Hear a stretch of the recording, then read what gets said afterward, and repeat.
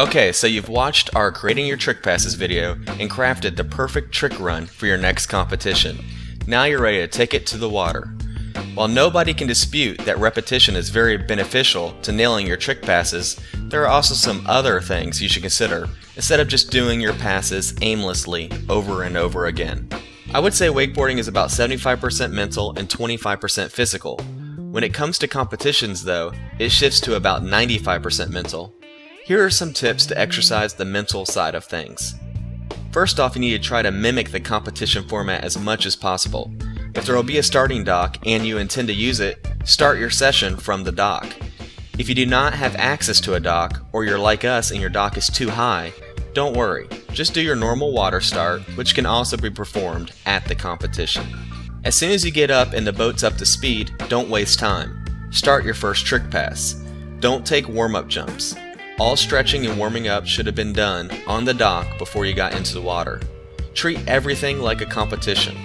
Your boat driver should understand the circumstances and know to do a turnaround at the end of your first pass, and so on. The second thing is to prepare for the unexpected. You can easily work this into your training. You never know what you'll get come competition day. Try doing your passes at speeds up to 2 miles an hour faster and slower than you're used to. This will not only give you confidence in case of a bad driver, but it'll also let you experience your tricks under adverse conditions and let you know how your tricks will react at those varied speeds. Another way to vary your riding experience is to practice your passes with different boat weighting combinations and even shortening and lengthening your rope by about 3 feet. The width and shape of a wake is varied by so many things, and if you change around your weight in your boat and you vary your rope distance just slightly, you'll be better prepared.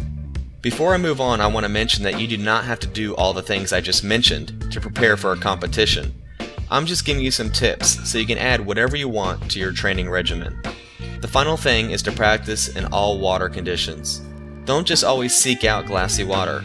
Every once in a while, ride in a rough patch and get used to hitting the wake in rough water. If your competition lake has a seawall, you can almost guarantee that you'll have rollers come competition day. So now that you know how to prepare for the unexpected, I'll give you one last tip. You should use a watch and time your trick passes. I'll get into why this is important in our next competition instructional video. See you then.